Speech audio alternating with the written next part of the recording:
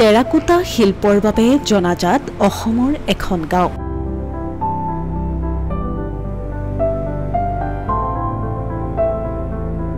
প্ৰায় 160টা পৰিয়ালে টেৰাকোটা শিল্পৰে গাঁওখনৰ নাম উজ্বলাই তুলিছে সমগ্ৰ বিশ্বতে।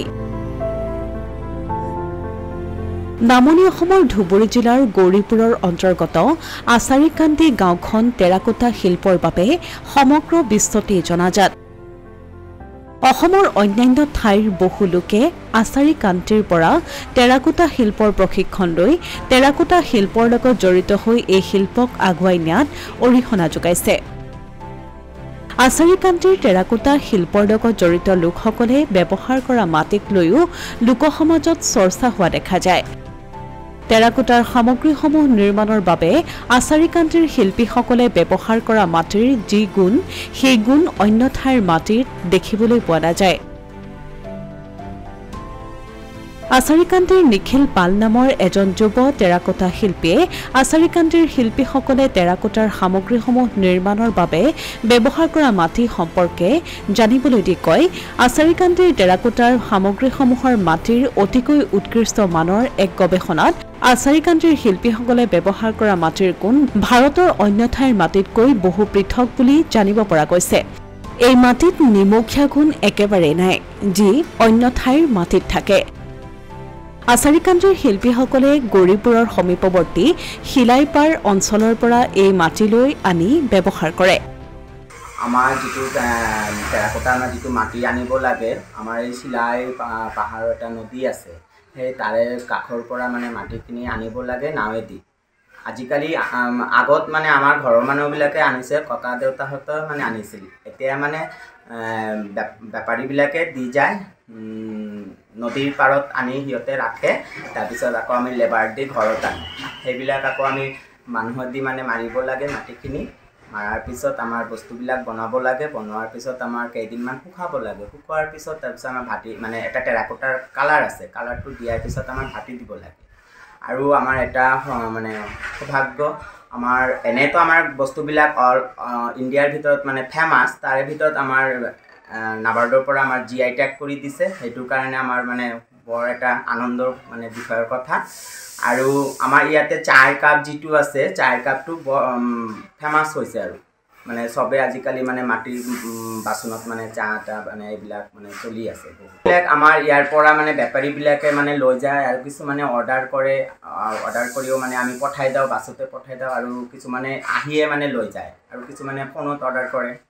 মানে আজিকালি মানে আৰু নৰেন্দ্ৰ মোদী মানে যিটো মানে কৰিছে, মাটিৰ বাচনৰ ওপৰত মানে বেছি ভেলু দিছে। আৰু আমাৰ অল ইণ্ডিয়াৰ ভিতৰত মানে 13টা টয় ক্লাষ্টাৰৰ ভিতৰত আমাৰ মানে ধুবুৰী ডিষ্ট্ৰিক্টৰ আচাৰীকান্দিটো এটা মানে ক্লাষ্টাৰ মানে ডিক্লেয়াৰ দিছে।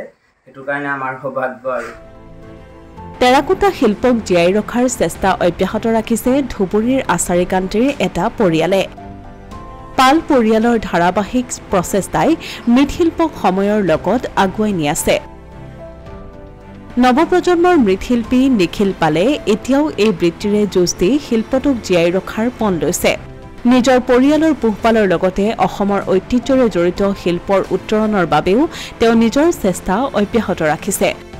শিল্পী নিখিল পালে প্ৰয়াত পিতৃ বীৰেন্দ্ৰনাথ পাল আৰু খুৰাক ধীৰেন্দ্ৰনাথ পালৰ পৰা লাভ কৰিছিল মৃৎশিল্পৰ শিক্ষা। এই শিক্ষাৰেই তেওঁ এই শিল্পক জীয়াই ৰাখিবলৈ অহৰহ প্ৰয়াস কৰি আহিছে। আগতকৈ আজিকালি বেছি মানে চাহিদা হৈছে আৰু মাটিৰ বাচনত মানে বেছি মানুহে মানে গুৰুত্ব দিছে আৰু ঘৰ সজোৱাৰ বস্তুবিলাক মানে ভাল চলিছে। আৰু কি হৈছে, আগত আমি মানে ঘৰতে দেখা পাইছোঁ, আমাৰ আইতাহঁতে মানে বনাইছে মাটিৰ বাচনত মানে ভাত, আঞ্জা কেৰাহীত এইবিলাক বনাইছে। সেই বস্তুটো মানে লুপ্ত হৈ গৈছিল, কিন্তু আজিকালি আকৌ মানে সেই বস্তুটো মানে প্ৰচাৰ হৈছে, মানুহে মানে বেছি বিচাৰিছে, মানে ঘৰৰ মানে ৰন্ধা কিচেনৰ ছেট এইবিলাক বেছি বিচাৰিছে। আৰু ঘৰ সজোৱা বস্তু এইবিলাক মানে বেছি মানে চেল হৈ আছে। হয়, আমি সিহঁতৰ কাষৰ পৰাই মানে শিকিছোঁ। আৰু কি হ'ল, আমাৰ যিহেতু আমাৰ এইটো পৰম্পৰা ট্ৰেডিশ্যনেল কাম হয়, আমি জন্মসূত্ৰে মানে দেখা। আৰু আমাৰ আইতা আছিল যে নেশ্যনেল এৱাৰ্ডি আছিল, আৰু আমাৰ খুৰাই মানে এৱাৰ্ডি আছে। খুৰা যিটো ধীৰেন্দ্ৰনাথ পাল হয়, মোৰ খুৰা হয়, মোৰ দেউতাৰ নাম বীৰেন্দ্ৰনাথ পাল।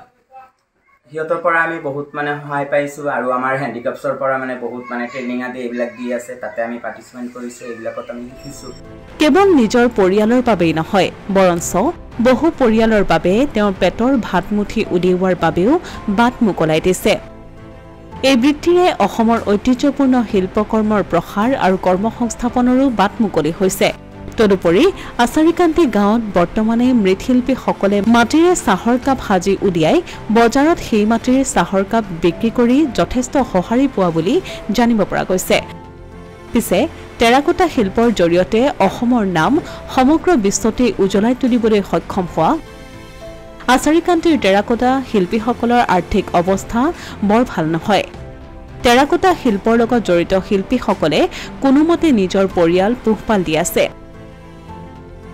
নিখিল পাল নামৰ যুৱ শিল্পীজনে জানিবলৈ দিয়ে যে আচাৰীকান্তিত প্ৰায় 160টা পৰিয়ালৰ লোক টেৰাকোটা শিল্পৰ লগত জড়িত আৰু এই লোকসকল আৰ্থিকভাৱে একেবাৰে দুৰ্বল পৰিয়ালকেইটা টেৰাকোটাৰ সামগ্ৰী নিৰ্মাণ কৰি কোনোমতে হেজিয়াই আছে গতিকে বিশ্বতে অসমৰ নাম উজ্বলোৱা এই শিল্পীসকলৰ কথা চিন্তা কৰা উচিত অসম চৰকাৰে অসমীয়া প্ৰতিদিন ডিজিটেল সংবাদ ধুবুৰী